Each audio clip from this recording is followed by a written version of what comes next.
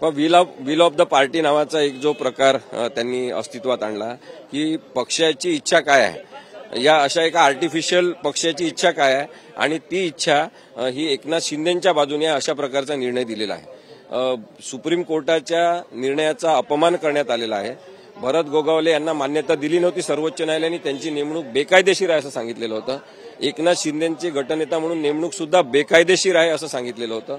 हे सगळं सांगितलेलं जे आहे त्याच्यावर पाणी फिरण्यात आलेलं आहे आज। आणि हा मला वाटत नाही की उद्धव ठाकरेंचा पराभव आहे, हा त्यांच्या शिवसेनेचा पराभव आहे।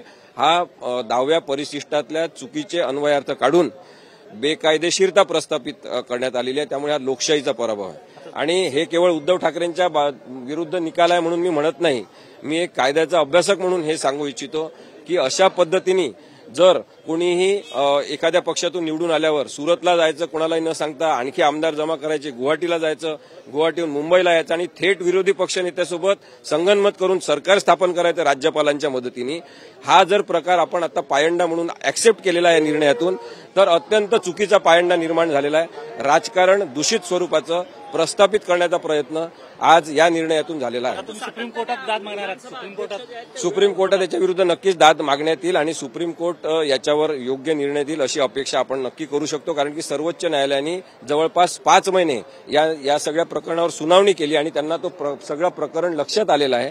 त्यांनी केवळ कायदेशीर आवश्यकता म्हणून यांच्याकडे, राहुल नार्वेकर यांच्याकडे विधानसभा अध्यक्ष म्हणून हे प्रकरण वर्ग केलं होतं, पण त्यांनी त्या विश्वासाला सुद्धा तडा दिलेला आहे। त्यांनी म्हटलं की 2000 जी आहे ती विधानसभा अध्यक्ष मागत होते या सगळ्या प्रकरणात अभ्यास करण्याचा। खरं तर हा निकाल जो आहे तो ठाकरे गटाला पूर्वीपासूनच अपेक्षित होता, परंतु ठाकरे गटाचे आमदार आता सवाल उपस्थित करतात की एवढा वेळ का घेतला मग या सगळ्यात? एवढा वेळ का घेतला हे ते जास्त स्पष्टपणे सांगू शकतील, पण मला जे दिसते त्याच्यावरून अनेक लोकांचे जे सल्ले घेण्यात आलेले आहे, वेगवेगळ्या लोकांनी जजमेंटचे काही भाग लिहिलेले आहेत, त्यांच्या सल्ल्यानुसार ते कदाचित देण्यात आलेले आहेत आणि राहुल नार्वेकर यांनी त्याचं फायनलायझेशन केलेलं आहे। त्याच्यामध्ये खूप लोकांचा हातभार लागलेला आहे हा निर्णय देताना, त्यामुळे मॅन्युप्युलेट पॉलिटिकल लोकांकडनं झालंय का हा निकाल? नाही, झालं असेल, कारण ते त्यांना माहीत, पण असं दिसते साधारणतः जजमेंट वाचत असताना जे काही शब्द काही वाचता येत नव्हते सरांना, त्याच्यावरून असं दिसते की त्यांना जे काही वेगवेगळ्या प्रकारचे निर्णय त्याचे पॅरेग्राफ लिहून देण्यात आले त्याचं एक अत्यंत उत्तम डॉक्युमेंट त्यांनी तयार केलेलं आहे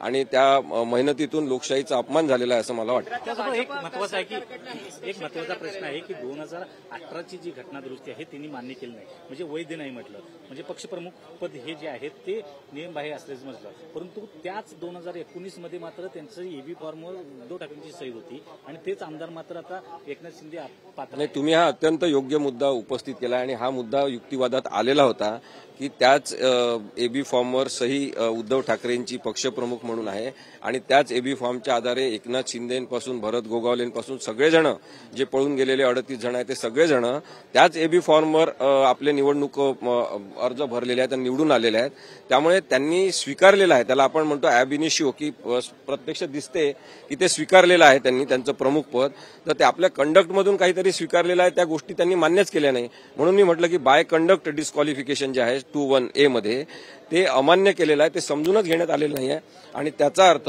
आता सर्वोच्च न्यायालयच योग्य प्रकारे काढेल, कारण की संपूर्ण भारताच्या राजकारणाला कीड लावणारा हा निर्णय आहे।